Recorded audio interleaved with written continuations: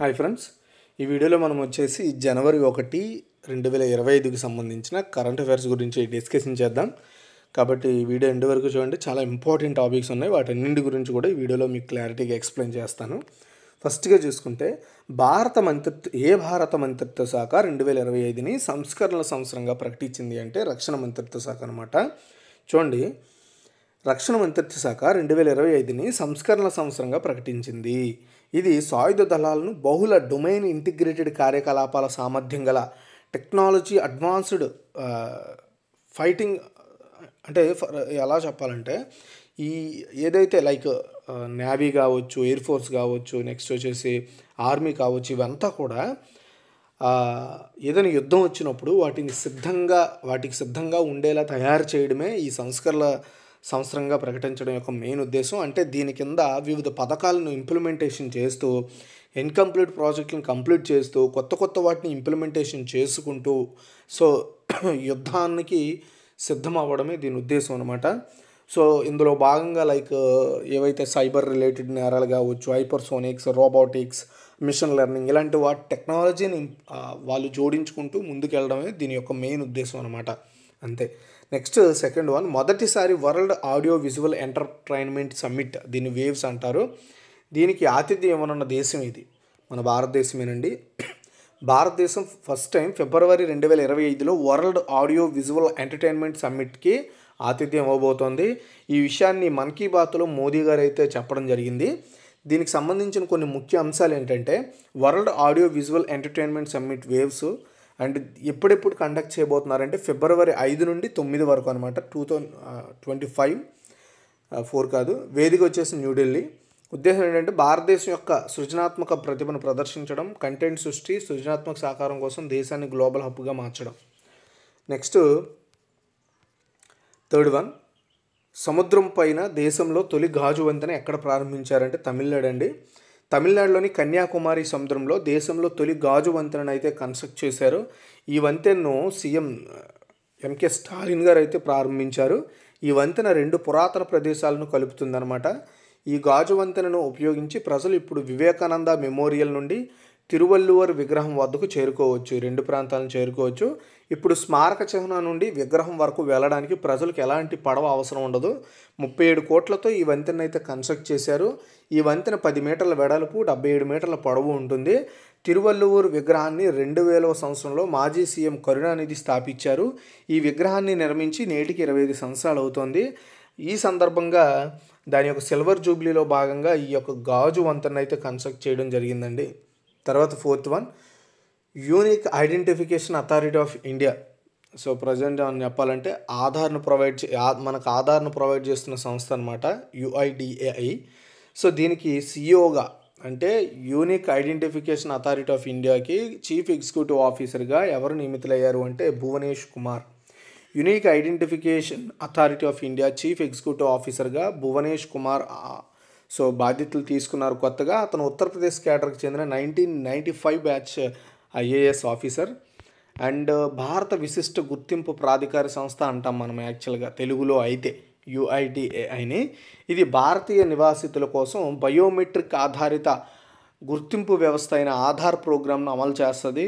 దాన్ని ప్రొవైడ్ చేయడం, దాన్ని ఇంప్లిమెంటేషన్ చేయడం, అంటే మన ఆధార్ కార్డులకు బాధ్యత తీసుకునే సంస్థ అన్నమాట ఇది. సో ఆధార్ ఒక వ్యక్తి యొక్క బయోమెట్రిక్ డేటా అంటే వేలిముద్రలు, ఐరిస్ స్కాన్ల ద్వారా జనాభా సమాచారంతో అనుసంధానించబడి 12 అంకెల ప్రత్యేక గుర్తింపు సంఖ్యనైతే కలిగి ఉంటుందని మనం గుర్తుపెట్టుకోవాల్సి ఉంటుంది. Okay. So next fifth one, భారత వైమానిక దళం యొక్క వెస్టర్న్ ఎయిర్ కమాండ్ యొక్క ఎయిర్ ఆఫీసర్ కమాండింగ్ ఇన్ చీఫ్గా ఎవరు బాధ్యతలు స్వీకరించారు? జితేంద్ర మిశ్రా అండి. డిసెంబర్ 1986 సీనియారిటీకి చెందిన fighter pilot air marshal Jitendra Mishra so IAF యొక్క వెస్టర్న్ ఎయిర్ కమాండ్కి ఎయిర్ ఆఫీసర్ కమాండింగ్ ఇన్ చీఫ్గా బాధ్యతలు తీసుకున్నారు. అంటే ఆ కమాండ్కి ఈయనే హెడ్. దీనికి ముందు అతను ఇంటిగ్రేటెడ్ డిఫెన్స్ స్టాఫ్ డిప్యూటీ చీఫ్గా పనిచేసేవారు. సో ఇంతకుముందు ఎవరైతే ఈ యొక్క ఎయిర్ ఆఫీసర్ వెస్టర్న్ ఎయిర్ కమాండ్కి ఎయిర్ ఆఫీసర్ కమాండింగ్ ఇన్ చీఫ్గా ఉన్నారో పంకజ్ మోహన్ సిన్హా, ఆయన ప్లేస్లో ఈయనైతే అపాయింట్ అయ్యారు. ఒక ఫైటర్ కంబాట్ లీడర్ అండ్ ఒక ప్రయోగాత్మక test pilot air martial Mishra వివిధ రకాల విమానాల్లో 3000 గంటల కంటే ఎక్కువ ప్రయాణించిన అనుభవం ఉందన్నమాట. ఎయిర్ మార్షల్ మిశ్రా అతి విశిష్ట సేవా పథకం కూడా తీసుకున్నారు. నెక్స్ట్ 6, భారత వాతావరణ కేంద్రం ప్రకారం 1901 నుంచి గడిచిన 124 ఏళ్లలో అత్యంత వేడి సంవత్సరం ఏది? 2024 అండి. భారత వాతావరణ కేంద్రము ఒక ప్రకటన చేసింది. ఏంటంటే స్టిల్ 19 ఫస్ట్ నుంచి, అంటే 1901 నుంచి కూడా ఎప్పటి వరకు హాటెస్ట్ ఇయర్ ఏదైనా ఉందంటే అది 2024 అట. 1901 నుంచి 2024 నేలపై కనిష్ట ఉష్ణోగ్రత సాధారణ సగటు కంటే 0.65 డిగ్రీ సెల్సియస్ ఎక్కువగా ఉందని చెప్తున్నారు. 1901 నుంచి 2020 వరకు నమోదైన దీర్ఘకాలిక సగటు కంటే ఇది చాలా ఎక్కువట. ఈ విషయాన్ని భారత వాతావరణ కేంద్రం డైరెక్టర్ అయిన ఆ కేంద్రానికి సంబంధించిన డైరెక్టర్ జనరల్ మృత్యుంజయ్ మొహపాత్ర తెలిపారు. అందుకే 2024 ఏడాది గత 124 ఏళ్లలో అత్యంత వేడి సంవత్సరంగా నిలిచిందని చెప్పారు ఆయన. ఓకేనా. దాంతో ఇప్పటి వరకు అత్యంత వేడి సంవత్సరంగా నమోదై ఉన్న 2016 అనేది రెండవ అత్యంత హాటెస్ట్ ఇయర్ అని చెప్తున్నారు. Okay. So world weather attribution climate central అనే 2 వాతావరణ శాస్త్రవేత్తలు, అంటే world weather attribution climate central, ఈ 2 సంస్థలు సైంటిస్టుల బృందాలు ప్రతి ఏడాది ఉష్ణోగ్రత రిపోర్ట్లు అందిస్తాయి. వాళ్ళ రిపోర్ట్ల పరంగానే 2024 అనేది 19 ఫస్ట్ నుంచి కూడా ఇప్పటి వరకు హాటెస్ట్ ఇయర్గా 2014 నిలిచింది. సెకండ్ ప్లేస్లో 2024 నిలిచింది ఫస్ట్. సెకండ్ ప్లేస్ వచ్చేసి 2016. నెక్స్ట్ 7th వన్, క్రింద వాటిలో వరుసగా 2వ సంవత్సరం గ్రేట్ ప్లేస్ టు వర్క్ ధృవీకరణ సాధించిన సంస్థ ఏది అంటే సెయిల్ అండి.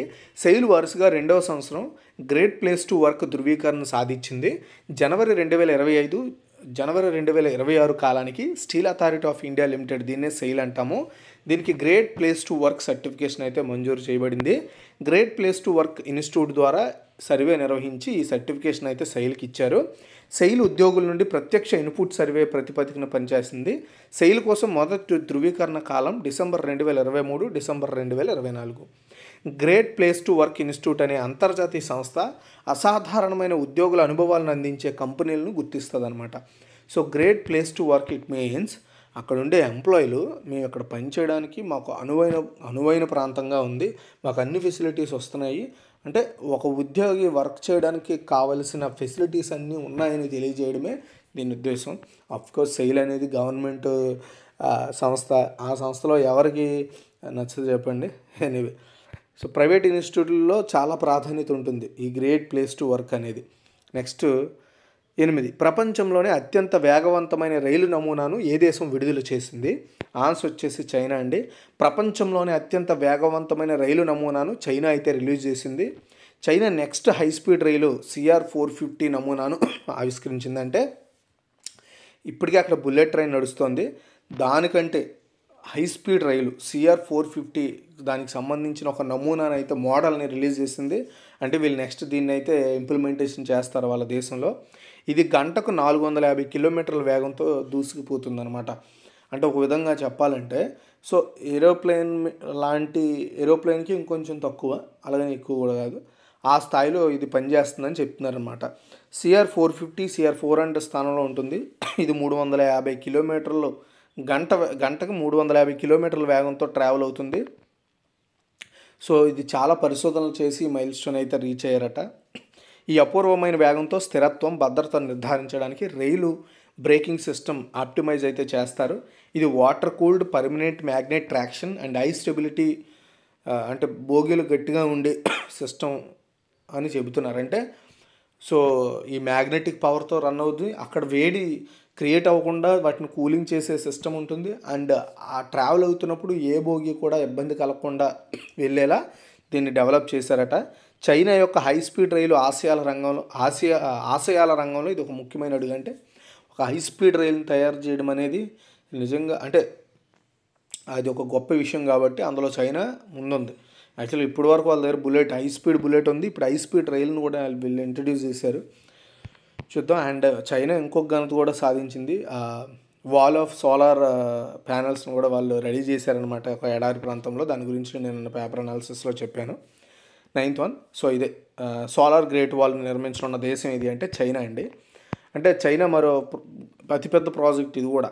సోలార్ గ్రేట్ వాల్ నిర్మించే పనిలో నిమగ్నమైంది. 400 కిలోమీటర్ల పొడవు, 5 కిలోమీటర్ల వెడల్పుతో దీన్ని నిర్మాణం చేస్తున్నారు. ఇక్కడ నుంచి సుమారు 100 గిగావాట్ల విద్యుత్తును ఉత్పత్తి చేయాలని లక్ష్యంగా పెట్టుకున్నారు. సో ఈ విద్యుత్ ద్వారా బీజింగ్ అంటే ఏదైతే చైనా ప్రధాన ప్రాంతం ఉందో అక్కడికి విద్యుత్ అంతరాయాలు లేకుండా చేయడమే ఈ యొక్క సోలార్ గ్రేట్ వాల్ యొక్క మెయిన్ ఉద్దేశం. ఇప్పటి వరకు దాదాపు 5.4 గిగావాట్ల విద్యుత్తును ఉత్పత్తి చేయగల సోలార్ ప్యానల్స్ను అమర్చారట అక్కడ. ఇన్నర్ మ్యాంగోలియాలోకి కబూకి ఎడారిలో దీని నిర్మాణం అయితే జరుగుతోంది. పరిగెత్తే గుర్రం ఆకారంలో ఉంటుందన్నమాట ఈ స్టేషను. పైనుండి చూస్తే ప్రపంచంలోనే అతిపెద్ద సోలార్ ప్యానల్స్ ఇమేజ్గా ఇది రికార్డు క్రియేట్ చేసింది. ఇది ఎవ్రీ ఇయర్ కూడా 200 కోట్ల కిలోవాట్ పర్ అవర్ విద్యుత్తును ఉత్పత్తి చేయగలదు. దాదాపు 4 లక్షల మంది ప్రజల అవసరాలను ఈ సోలార్ గ్రేట్ వాల్ అయితే తీర్చగలదని చైనా అయితే చెబుతోంది. ఇది చాలా ఇంపార్టెంట్. నెక్స్ట్ 10 క్రింద వాటిలో ఏ దేశం ఐరాస భద్రతా మండలిలో తాత్కాలిక సభ్య దేశంగా చేరింది? సో పాకిస్తాన్ అండి. పాకిస్తాన్ ఐరాస భద్రతా మండలిలో తాత్కాలిక సభ్య దేశంగా చేరింది. దీనిపై ఆ దేశ దౌత్యవేత్త మునీర్ అక్రమ్ మాట్లాడుతూ తమ దేశం చురుకైన నిర్మాణాత్మక పాత్రను పోషిస్తుందని చెప్పారు. ప్రపంచం ఎదుర్కొంటున్న కీలక సమస్యల పరిష్కారం కోసం తమ బృందం ప్రయత్నిస్తుందని చెప్పారు. పాకిస్తాన్ నేటి నుంచి 2026 డిసెంబర్ వరకు ఐరాసాలో 10 తాత్కాలిక సభ్య దేశాల్లో ఒకటిగా ఉంటుంది. ఇప్పటి వరకు జపాన్ ఉన్న ఈ స్థానంలో ఇక నుంచి పాక్ వచ్చి చేరనుంది. దీంతో పాటు డెన్మార్క్, గ్రీస్, పనామా, సోమాలియా దేశాలు కూడా కొత్తగా భద్రతా మండలిలోకి వచ్చాయి. ఇవి కూడా చాలా ఇంపార్టెంట్. ఇది మనకి సివిల్స్లో నెక్స్ట్ అడిగే ఛాన్స్ ఉంటుంది. గతంలో పాకిస్తాన్ 2012, 13, 2003, 4, 1993, 94, 83, 84, 76, 77, 68, 69, 52, 53లలో భద్రతా మండలిలో కలిసి పనిచేసింది. ఉగ్రవాదానికి పురిటిగడ్డగా ఉన్న పాక్కి కీలక సభ్యత్వం లభించడం మనం ఆలోచించాల్సిన విషయం. అంటే వీళ్ళే అభద్రతను క్రియేట్ చేసే దేశంగా చెప్పుకుంటాం. అలాంటిది వీళ్ళు భద్రతా మండలిలో ఒక సభ్య దేశంగా ఉండడం అనేది ఆలోచించాల్సిన విషయం. అయితే ఐక్యరాజ్య సమితికి అనుబంధంగా భద్రతా మండలి అనేది ఏర్పాటయ్యి 7.5 దశాబ్దాలు దాటిపోయింది. 53 దేశాలతో ప్రారంభమైన ఐరాసాలో ఇప్పుడు సభ్య దేశాల సంఖ్య 193కి చేరింది. సో ఇన్నేళ్లలో భద్రతా మండలిని ఒక్కసారి అంటే 1965లో విస్తరించారు. దాంతో మండలి సభ్య దేశాల సంఖ్య 15కి చేరింది. ఇందులో విటో అధికారం కలిగే శాశ్వత సభ్య దేశాలుగా అమెరికా, రష్యా, చైనా, బ్రిటన్, ఫ్రాన్స్లే నేటికి కొనసాగుతున్నాయి. మిగతా 10 తాత్కాలిక సభ్య దేశాలు రొటేషన్ పద్ధతిపై మారుతూ ఉంటాయి. ఇది అంటే ఇప్పటికీ ఈ యొక్క భద్రతా మండలిలో ఆధిపత్యం ఎవరిదంటే అమెరికా, రష్యా, చైనా, బ్రిటన్, ఫ్రాన్స్దే. అది ఓకేనా. నెక్స్ట్ ఇందులో మీరు ప్రధానంగా గుర్తుపెట్టుకోవాల్సిన అంశాలు ఏంటంటే, నేను కొన్ని విషయాల్ని చదివి చెప్పట్లేదు. నేను వాటిని తీసుకున్నప్పుడు ఇన్ఫర్మేషన్ తీసుకున్నప్పుడే వాటి గురించి నేనే చదివి ఏం చెప్తే బాగుంటుంది అనేది నేను ముందే క్యాలిక్యులేట్ చేస్తున్నాను. అదే మీకు చెప్తున్నాను. ఇక్కడ ఇస్తున్న బుల్లెట్ పాయింట్స్ ఒక్కొక్కటి చదువుకుంటూ వెళ్ళిపోతే నేనేదో చదువుతూ మీకు ఎక్స్ప్లెయిన్ చేసినట్టు ఉంటుంది. బట్ నేను అలా చేయడం లేదు. అది గమనించి ఈ వీడియో ఎండ్ వరకు చూస్తున్న వాళ్ళకి థ్యాంక్స్. అండ్ వీడియో షేర్ చేయండి. సబ్స్క్రైబ్ చేసుకోకుండా చూస్తున్నట్టయితే సబ్స్క్రైబ్ చేసుకోండి. Thanks for watching guys.